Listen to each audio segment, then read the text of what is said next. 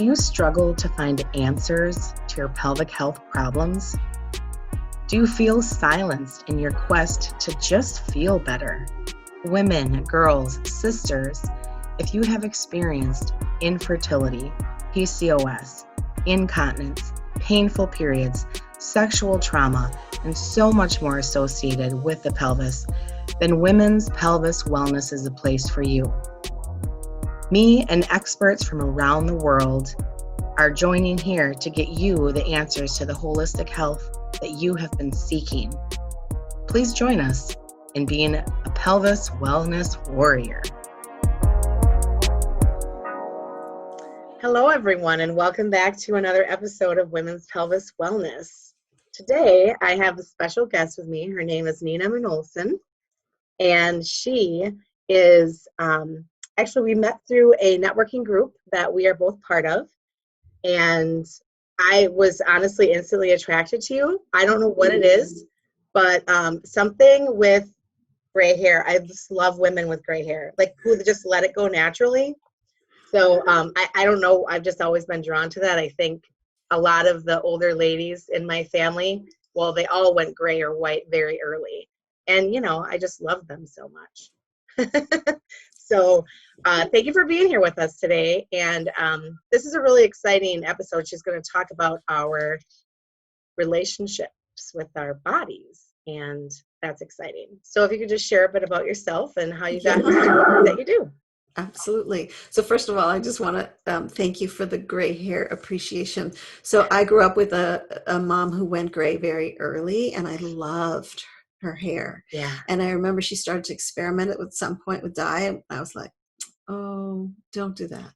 Yeah. So then when my hair started to go gray, I was like, oh, maybe I'll do something about that. And I remembered my words of like, oh, don't do that. Yeah. So I felt like, okay, I'm going with it. So I'm enjoying it, and thank you. And I think that part of that, you know, whether, you know, it's not that choosing to go gray is better than not choosing to go gray, Right. but it has to do with how do we want to be in relationship with our body? How do we want to age? How do we want to really be and show up for ourselves in a place that feels supportive to ourselves? Right? Whether it's like, no, I want to dye my hair fuchsia, right? That's what feels authentic to me, or I want to let it go gray. There's no wrong. It's just, what's your choice? Right. What do you want how do you want to feel? Mm-hmm. And the piece that I would love for us to like dive into and get juicy with is that we actually get to choose the kind of relationship we have with our body. Right. And I find in my experience, so I've worked with women for 3 decades around their relationship with their body, is that women feel like they don't really have a choice about the kind of relationship that they're in with their body because of how we've been raised to be so critical. Right? Oh, what's wrong? You know, I don't like my hair. My hair is too thin, or my hair is too curly. I don't like my boobs. They're too small or they're too big. I don't like my belly. It's too round or it's too stretch marky. I don't like my, you know, I could go all the way down the body, right? We all have that sort of been trained into that critical nature. Right. And that relationship that many, many women have with their bodies when they look in the mirror is one of body hate and body shame. Right. And it feels bad. Right? It just does. And I know because like I was there for decades. Right. In looking in the mirror, wishing my body was different. Mm-hmm. Right? Wishing I grew up with I guess, just who was shown in the media at the time that I was growing up, tall, blonde, and thin. That's what I was supposed to be. I am neither tall, nor am I blonde, and nor was I ever very particularly slim. So I was like, well, I don't fit. Mm-hmm. So I better try to change my body. Right. So most women are sitting in there, mm-hmm. in that place of body hate and body shame. And out of that comes this place of, I'm going to do something about that. Right. I'm going to change that. I'm going to go on paleo, keto, Yeah. intermittent fasting, Sears diet, zone diet, uh, all the All the diets, things. Yeah. all the things, right? Right. For me, it was Weight Watchers, this dates me, Scarsdale diet, um, a million detoxes, a million cleanses, a million macronutrient balance, like all of that. Let me manage this body. Mm-hmm. And so we jump out of body hate and body shame into, good, I got it, I'm in control.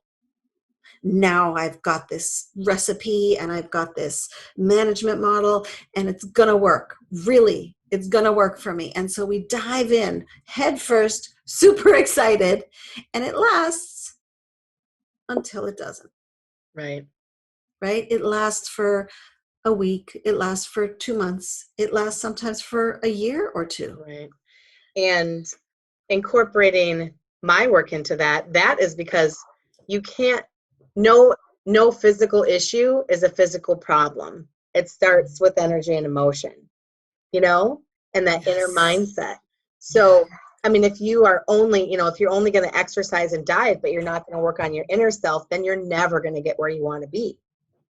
Um, Absolutely. And that's that inner part that we're talking about, right? That energy that goes into what's the authentic relationship we're having with ourselves? What's the inner dialogue?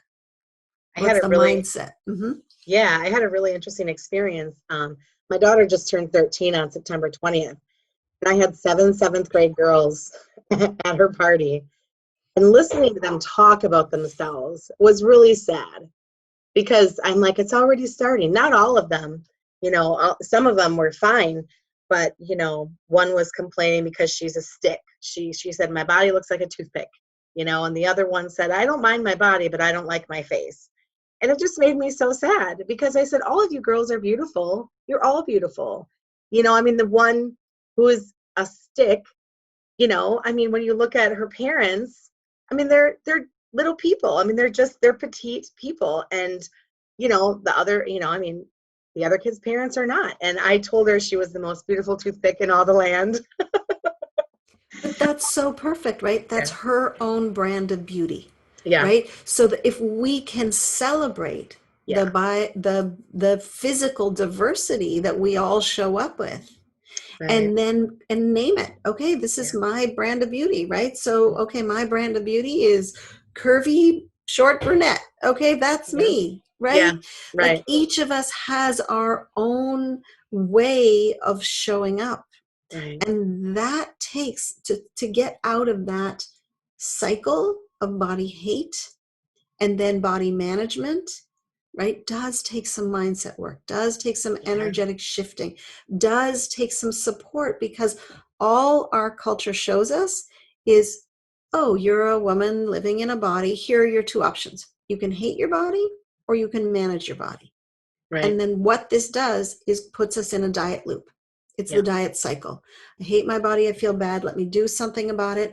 Okay, I'm doing something. I'm doing something great. I'm here. We go. I'm good. I'm good. Oh, I can't hold it anymore. It's too Mhm. much. And Yeah. then, oh my gosh, what am I doing? I failed. And then you binge. Yes. The And failure. then, right, the That word is failure. awful.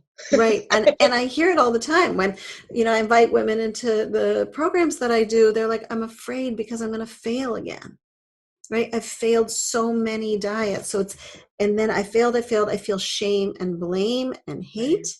And then around I go again in the diet cycle. So to get out of that like ball of the, we want to move into other relationships with our body that Right. feel like we're being seen for our own brand of beauty. Right. We're being appreciated for our own special needs, right? I often say a lot of women have special needs bodies, right? People come to me and say, but I have really intense blood sugar issues. I'm like, great. Or I have really intense inflammation. Okay, great.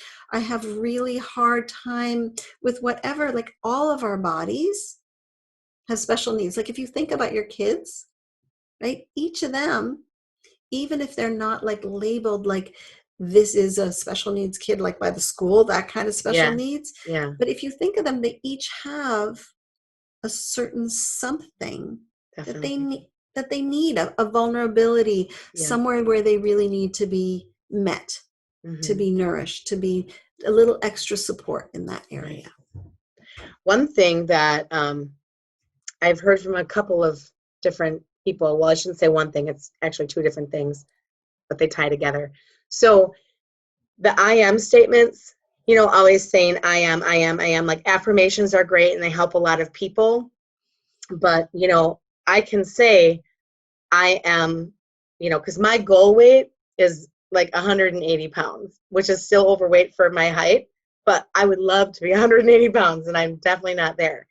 And so if you always say, I am thin and fit, I am thin and fit, I am thin and fit, I am thin and fit. Well, I can say that 100 times a day and it's not true now.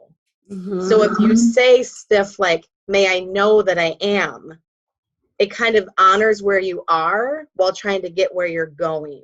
So Abraham Hicks, she has the focus wheel, and that's what I use, and it helps me. So you can put your goal in the middle of the wheel, and then you can write all of the things like spokes around that, honoring where you are while moving into where you want to be. So my goal is, I want a fit, healthy body, and my may I know that I am's and the spokes are, I really enjoy cooking nutritious meals. I love fruits and vegetables. I feel great when I get my water in. I feel energized when I'm walking. So it's honoring all of that where you currently are while moving into where you want to be without having that, I'm not there yet, I fail, I quit, I'm going to go eat some chips. Right. Well, there's a couple of things that you're saying that are really important. One is that the number going for weight loss, to me, and I've been working with women for decades on this, Yeah. the number is not a great goal. Right. The number doesn't help us. What happens with when we're going for a number is we start defining ourselves by the number. We are not a number. Exactly. We're so much more than a number, right? We're somebody who loves eating vegetable soup. We're somebody who wants to be able to get down off on the floor and play with our kids or grandkids and get back up easily. We're women who are creative. Like, there's more. So when someone says, I just want to lose weight or I want to be at this weight, I say, okay, so what does that feel like? Yeah. Because then we can be in relationship with that experience. Mm-hmm. Right? When it's a weight, then we're at that weight. Yay. We're not at that weight. Boo. Like, that gets us right back into body management and body hate, that diet cycle that's so painful. Mm-hmm. So my invitation is when whether it's you or whoever's listening says, well, if I could just be this weight, dive deeper. Right. The weight is a placeholder for something much more powerful. I want to feel dynamic. I want to feel like my joints move easily. I want to feel more at home in my body. Great. Let's work for those, because those are sustainable goals. Because one thing I can guarantee you is your body will change your whole life. It's a fact for women. So when we start holding on to, if I could just get that weight and stay there, really? Have you ever seen anybody's body like stay exactly the same through their entire life? That's not reality, right? Yeah. So that's one piece. The other piece that I want to unpack about what you said is the word overweight. And we all use it. Medical system. What's that? I said, thank you, medical system. Right. Because I remember about the 180. Exactly why I have that number in my head is because I remember how I felt, how good I felt when I was that number. Right. So that's so then dig into that. Right. What's that feeling I want? Because that feeling could happen now. And then here's what happens. This is the really magic part. When we start feeling that way, we start treating ourselves better. Right. We start feeding ourselves in a way that really serves us, nourishes us the way we know we deserve. So then we can unhook from the diet culture, like you should be this weight, into Exactly. an internal experience Mm-hmm. of what it means to feel truly good in your own skin. Right. Right. Oh, And yeah. that whole thing of thank you, medical system, absolutely. That overweight and all those charts we all grew up with, Mm-hmm. like over what weight? Who says? Everybody's body's different. Everybody's Yeah. bone structure is different. Like who says over what weight? So Right. a language that I think is much more helpful, that starts to create a more weight inclusive world, which is what we need, which is I'm living in a larger body, I'm living in a smaller body, right? Yep. Because it's more descriptive Mm-hmm. than overweight. It also allows, it doesn't, when we say we're overweight, especially in a public setting, and someone else is living in a larger body, it's a little bit triggering for that person. Like, what Yeah, absolutely. am I? So then what am I? Like, I Right. was feeling okay, but then if she thinks she's over, right? So if we can just like pull Mm. out the weight conversation and Right. instead have the conversation, how do I feel in my body? What do I notice? Right. And that, when we were talking about the different relationships we have with our body, that's the next real relationship we want, which is a relationship of connection, awareness, curiosity, right? Instead of management. Right. Definitely. Yeah. Thank you for that. And I can say honestly that I am probably about 90%, 90% totally in love with myself, like my body. I really am. But I worked really hard to get there. So I haven't actually even thought about that number for a while, but I just brought it up because this. So obviously there's, a little piece left there to get past. But I really do. I feel like this is the suit I get to hang out in this lifetime. That's kind of how I feel about it. That's So so beautiful, right? This is my home for now. This is where I yeah, get to hang out. Absolutely. And I really relate, because for so much of my life I was like, oh, if I could just change my yeah, home, right? And to be able to get to a place where you're like, okay, this is my home. How do I want to treat my home? How do I want to be in this home? How do I make myself more at home? And for many women, because there's such a history of trauma in mm, our culture for men and women, but right, specifically around, sexual trauma, surgical trauma, illness, all these ways that our bodies start to feel unsafe.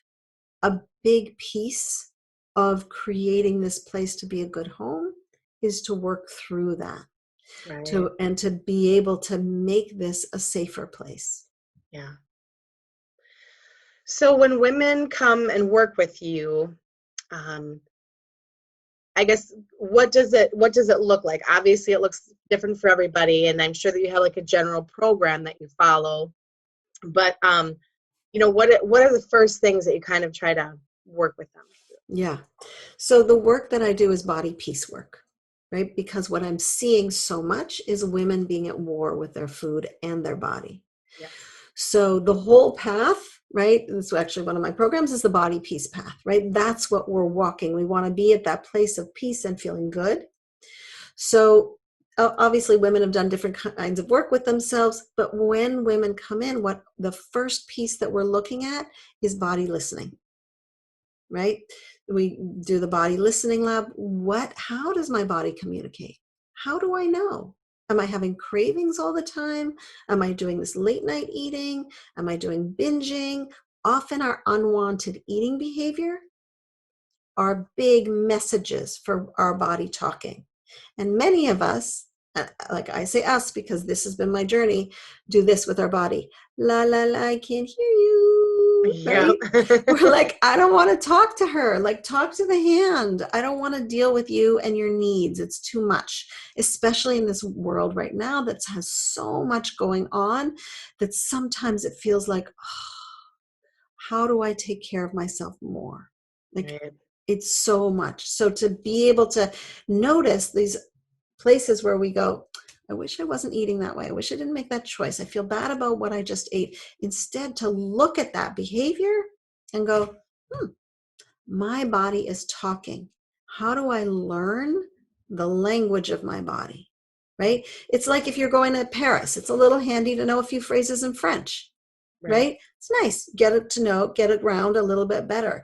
If we're going to be in a relationship and travel into this land of embodying our physical self, it's handy to know a little language of our body. So often that's where we start.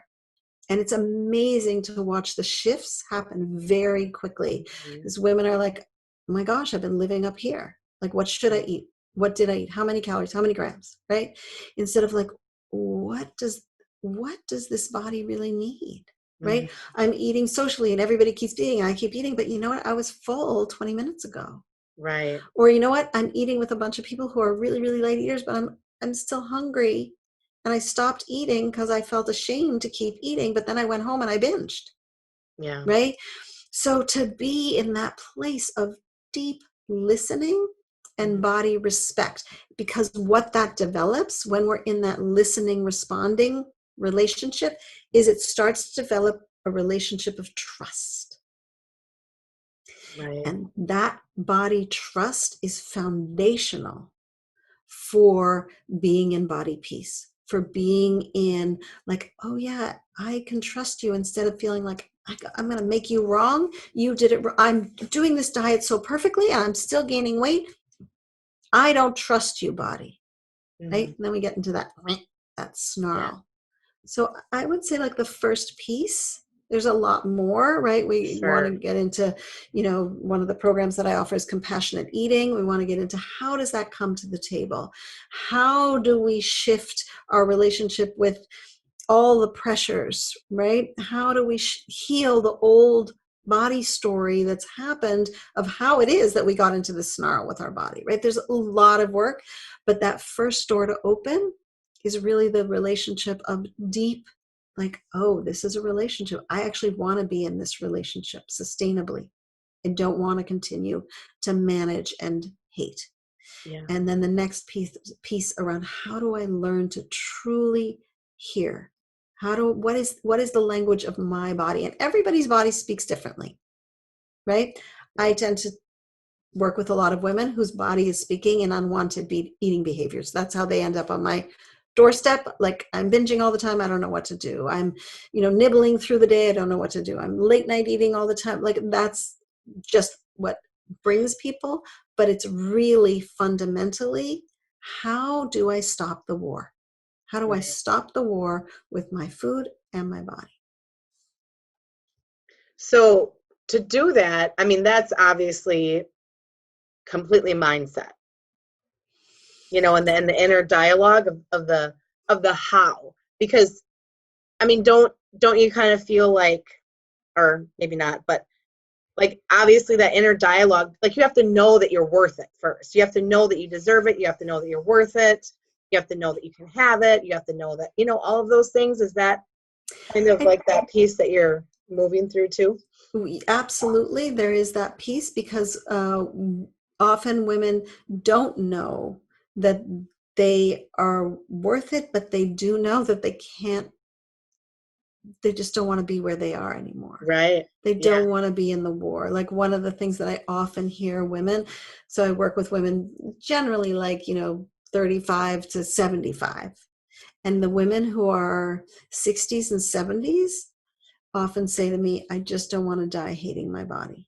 Oh, that's so sad.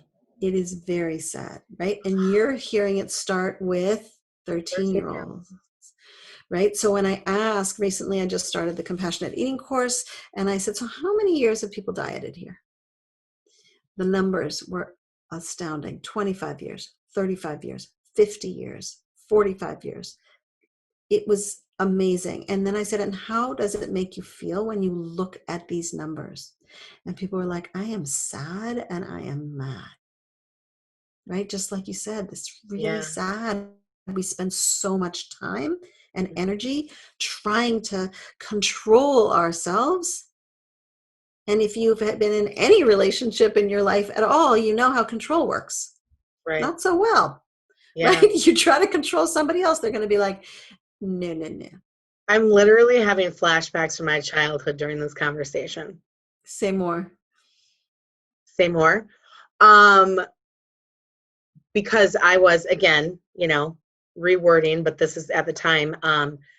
I I don't know, between second and third grade, I just ballooned, and I have been quote unquote overweight pretty much every day, all the time since. I've had my periods of, going down and going up and all that stuff. But I mean, I remember, I don't want to like out my parents, but I remember them saying specific things to me. And they did not say those things to my other siblings. And I remember, them telling me, you need to stop eating. You need to stop eating. You need to stop eating. And I would literally go in the kitchen when nobody else was looking, and I would grab whatever I could and I'd run in the bathroom and I'd shove it in my mouth. And I wouldn't be hungry. And I don't even know why I did it. I mean, I was literally like middle school, Yeah. And I remember my mom taking me to like a dietitian and getting some tests done. She wanted to know if there was like some kind of disorder. And now looking back, it was absolutely 100% like the culture of my home and the emotion and the energy and everything, and them imposing on me what I should look like, but not trying to figure out why I was eating to begin with. Yes. Because That's they were secret busy. eating. Yeah. But They're that's busy. secret eating. They're working. Yeah, for sure. They were doing the best they could. Sure. Absolutely. Yeah. And that secret eating is very powerful. I used to do secret eating also. Yeah. And that secret eating, it comes out of shame. I can't eat this in public. I'm not supposed to eat it. I've been told not to eat it, whether like literally from your parents or from the culture. Right. And so then that sense of I'm like the world is trying to control what I do and has value judgments about what I do. I'll be a good person if I don't eat this. I'll be a bad person if I do eat this. Mm-hmm. Then we go away and be like, and in shame, give ourselves what we're desiring. Yeah. Now, whether the cookies or whatever is really what you desire, maybe, maybe not. Maybe the cookie was exactly what you wanted. But sometimes what we desire is to be able to, like everybody, mind your own business and let me eat what I want to eat and trust my body and don't get in the middle of the relationship that I'm trying to develop with my own body. Right. Right? When I work with young women, and sometimes, I said 35 to 60, but I have some clients who are young just because they found me. And when I work with younger women, they have had a lot less interruption in the relationship with their food and body. Sure. And so the work goes much faster because they haven't had decades of culture, diet culture interrupting, telling them that they're not hungry or what they really want is this or what their body should look like is this. All that should, it's painful. Right? Somebody of a client recently said, she said, when I think about it, it's like a million knives coming in. It's painful and it disconnects us from our inner body wisdom. It disconnects us from listening to our body, from the sensations of body, from knowing what would truly nourish us. We've been like robbed. And there was a while ago, I had a client who said when we were unpacking this relationship, and we were talking about what would it really mean to truly be caring for herself. And she was like not what people tell me to do. And I was like, yeah, what do you know for yourself? She was like, I don't know. I feel like I missed this day in school. And I was like, no, that day never happened. Yeah, right. It never happened for us, right? So part of this body peace work, it's body liberation work, it's feminist work. It's really stepping away from this and this is how women should be, which I think is so central to this conversation about pelvises, right? And our power and stepping into who we are fully. Right. Right. And part of that is taking back the ownership of our whole body, including our relationship with our food. Right. Yeah. And, I have 3 kids. And so I just want to encourage parents, if you have a child that you are concerned about with eating habits, with, if you, again, with their weight or whatever, if you're concerned about their health, you need first look at what you're bringing into the home to eat. Look at how you're cooking. Are you teaching them to cook? Are you giving them well-rounded meals? And how do you eat? How do you talk about yourself? Because I am very cognizant of, when I talk to the kids about, we need to have more fruits and vegetables because, I want to be healthy. I want to be around for a long time with you guys. I don't put it in a context of weight ever, because I don't want them to ever feel bad about themselves. And last year when I took my youngest to, for his checkup, the doctor said, well, I'm pretty concerned about his BMI. He's overweight. And I said, actually, he's just fine. And I got up and I said, you need to get dressed, buddy. And I got up and I left because I was pissed, quite frankly. Yeah. Because at the time he was 9. I'm like, how many growth spurts this kid is going to go through? When my daughter was 5 months old, she was 21 pounds. She was the fattest, chubbiest, squishiest baby ever. And oh my gosh, her skin was shiny. She was so chubby and it was great. And my mother-in-law wouldn't even hold her because she was too big. She was too big. And she looked at, she always commented on people's weights. And I'm like, she's literally an infant, and she stayed at 21 pounds until she was like 2.5, because she hit that growth spurt. They start moving, and it's really interesting. Just looking back at over experiences and just thinking about that. And again, just to kind of reiterate to those parents, if you're concerned about your kids, you need to first look at yourself and, how your relationship with your body and food. Yeah. Don't ridicule your children when you're the one cooking the food for them. No. There are so many women that come to me and say, I have issues, but I'm really afraid of passing it on. Yeah. And when I do work with women, a lot of how we learned how to be in relationship with with ourselves comes from watching our moms. So if we watched our moms get dressed in the morning and be like, ugh, I'm too fat. Oh, I can't believe my tummy. Oh, I got to go on a new diet. That's what we learned.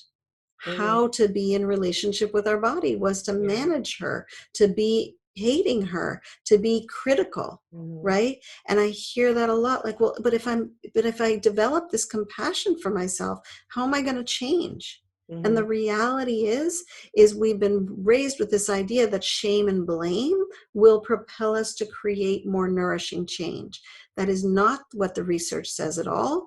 Right. What creates more of a pathway towards more nourishing rituals in our life and more supportive eating behaviors is when we are in a compassionate, caring, connected, respectful relationship with our body. Right. And so we do, if we're influencing younger kids, we have that power to model, you know what?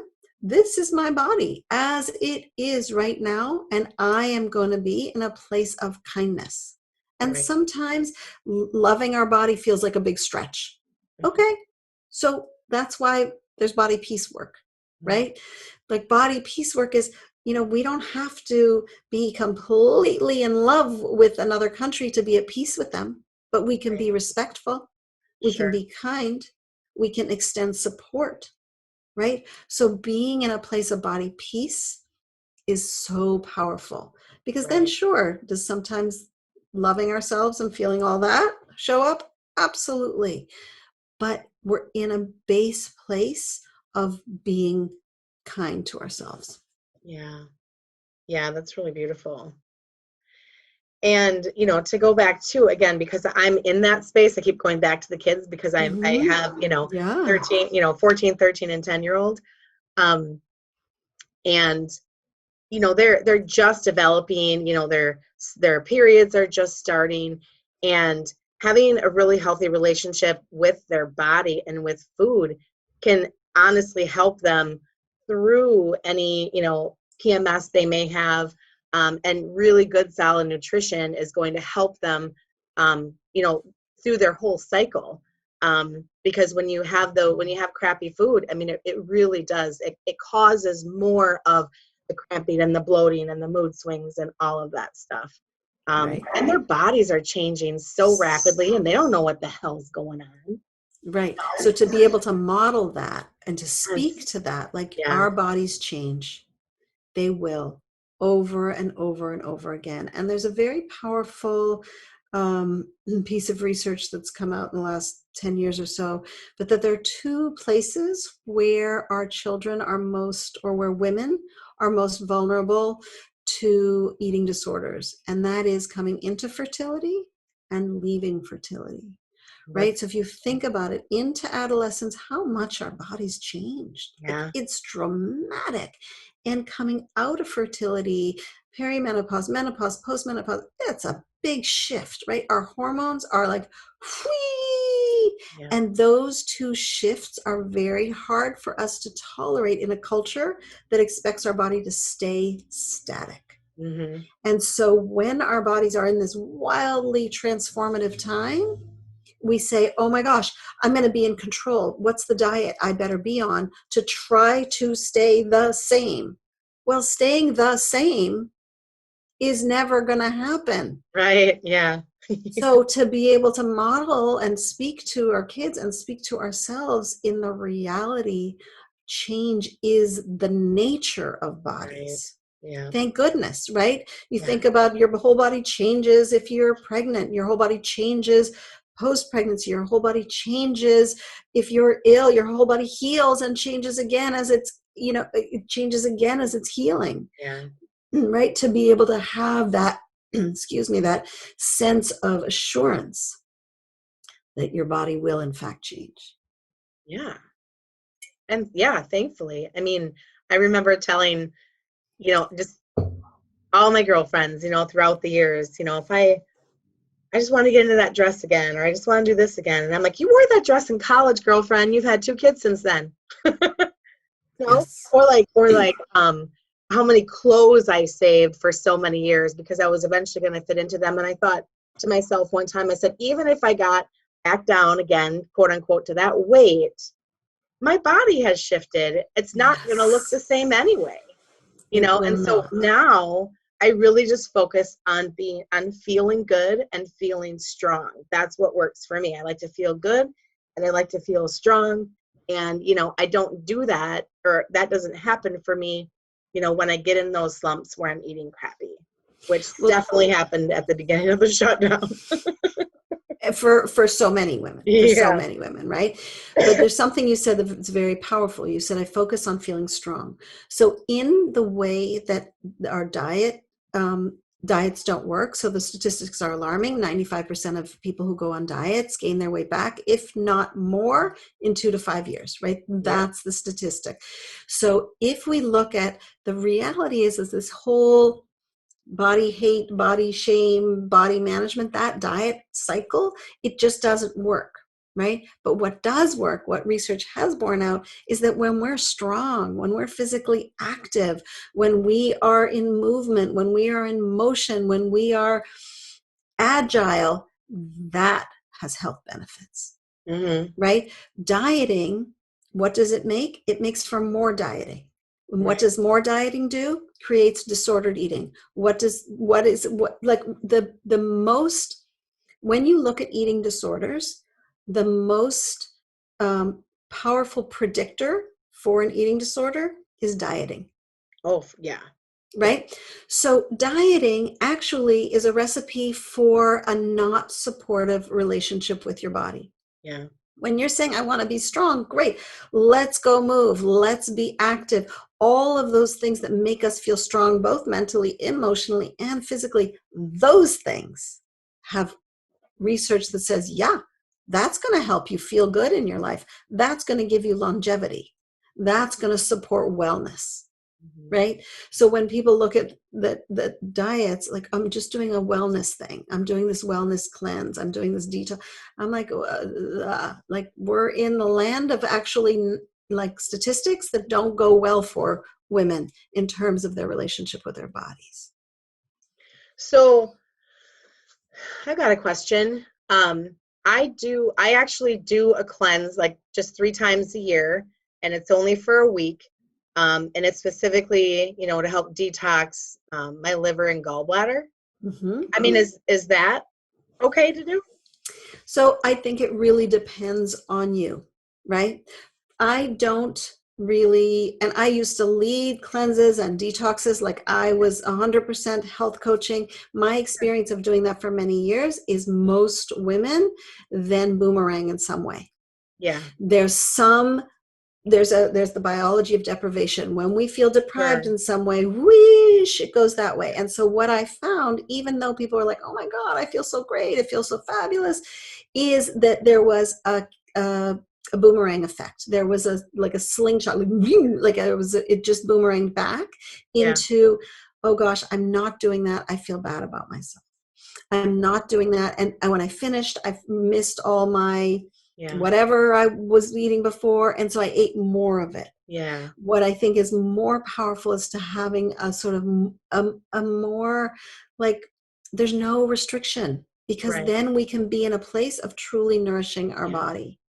Well, and I don't do those cleanses to lose weight, or however you want to word it, release. I don't know. That's not my goal. My goal is literally to like hopefully clean out my inside. If it feels like, and not everybody has issues around, Sure. deprivation and all of this. Like the women that I work with Yeah. are women who have struggled with diets their whole life, women who are feeling bad about their body.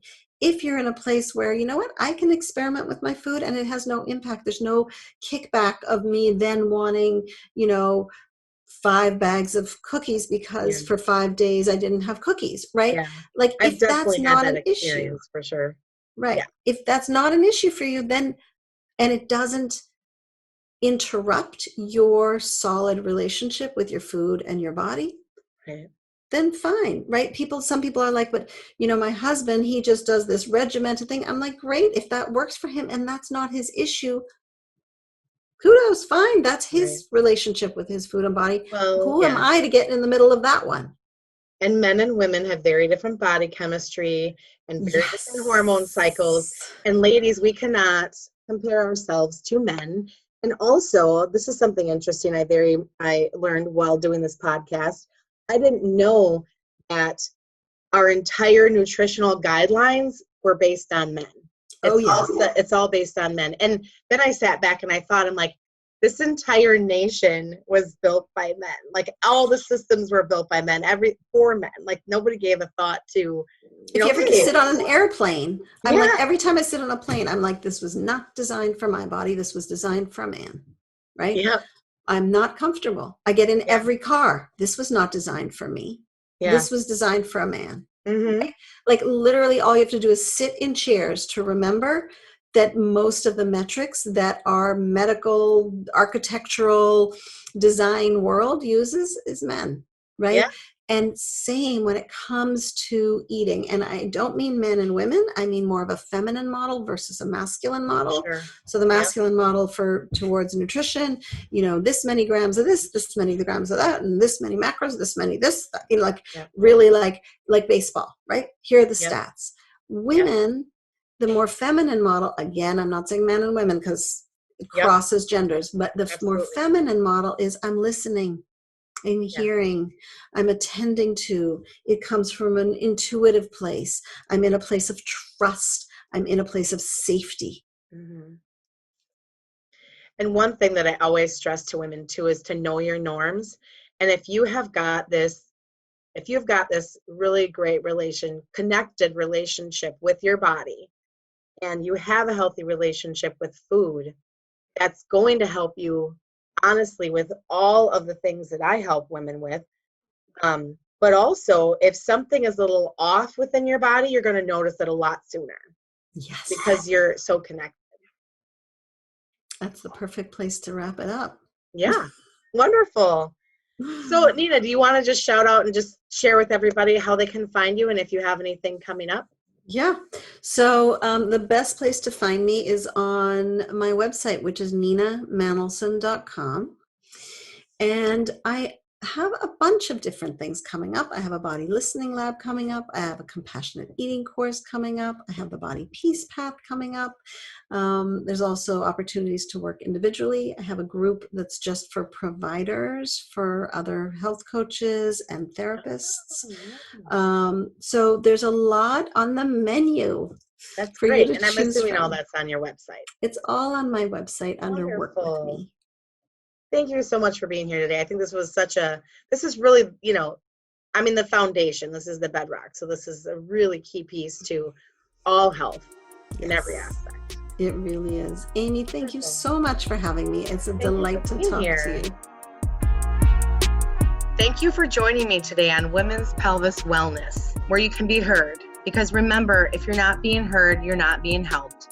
Please join my Facebook group by the same name, Women's Pelvis Wellness, and join a community of women who are there for you to support you, guide you, and love you through your pelvic health struggles. Also, this is a great place to check out my new class schedule. Thank you for joining me and becoming a pelvis wellness warrior.